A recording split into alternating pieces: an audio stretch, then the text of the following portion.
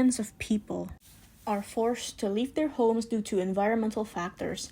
The International Organization for Migration, or the IOM, from 2022 reports that there are over 20 million people that were displaced by climate-related events in the past year alone, whether due to rising sea levels, floods, prolonged droughts, or catastrophic storms. What makes this different from other forms of migration is that climate migration often falls outside of existing legal protections. Unlike refugees fleeing from war or prosecution, they are not covered by the 1951 Refugee Convention, which in most legal systems, their displacement is not considered forced in the conventional sense. It's often slow, cumulative, and largely invisible, arguably even systemic. And yet, the threat is growing.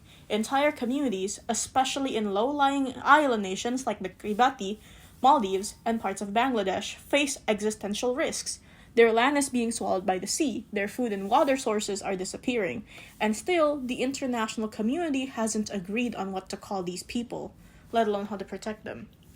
Now, to understand this issue more deeply, I'm going to use a structuralist theoretical framework, particularly one called the World Systems Theory developed by Immanuel Wallerstein. This theory divides the world into core, semi-periphery, and periphery zones. The core, mostly developed countries in the global north, benefits from global capitalism and industrialization, often at the expense of the periphery, or the global south. This historical imbalance has not only shaped trade and wealth distribution, but also has influenced carbon footprints and environmental degradation.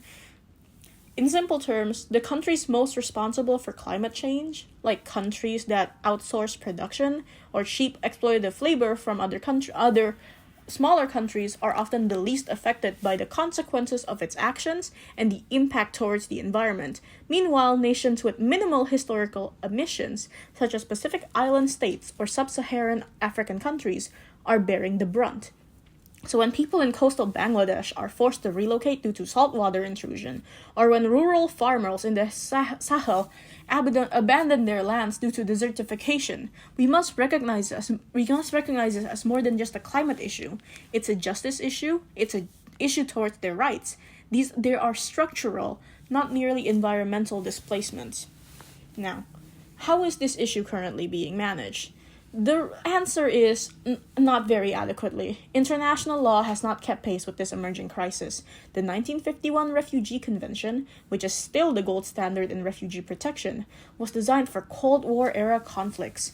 It defines a refugee as someone fleeing persecution based on race, religion, nationality, political opinion, or membership in a particular societal group. Environmental factors are excluded. This is no surprise considering that environmental issues are arguably much more contemporary. That is not to say that efforts have not been made to fill this gap. The UNCHR and IOM have released non-binding guidelines on cross-border disaster displacement. The Global Compact for Safety, Orderly and Regulation Migration from 2018 acknowledges climate change as a driver of migration and encourages the development of planned relocation strategies. However, it is still non-binding and lacks enforcement mechanisms. Some countries have taken isolated steps. For instance, New Zealand considered offering humanitarian visas for Pacific Islanders affected by rising sea levels, but even that pilot program has seen slow progress. Meanwhile, many countries in the global north are tightening borders, criminalizing undocumented migration, and reducing their intake of asylum seekers rather than preparing for the new wave of climate-induced mobility. And then, there's potential barriers to effective solutions. First of all is legal rigidity. International law remains bound by outdated definitions. Redefining what qualifies someone as a refugee would require substantial global consensus, and many states resist such changes for fear of opening the floodgates, which we're already seeing happen now. Second of all is political will. Migration is a politically polarizing issue. In many democracies, it is far easier for politicians to promise tougher immigration control than to advocate for humanitarian reform. And then there's accountability avoidance. The countries most responsible for climate change are reluctant to assume legal responsibility for climate-induced displacement. Accepting climate migrants would be tantamount to admitting liability, something few governments are not very willing to do.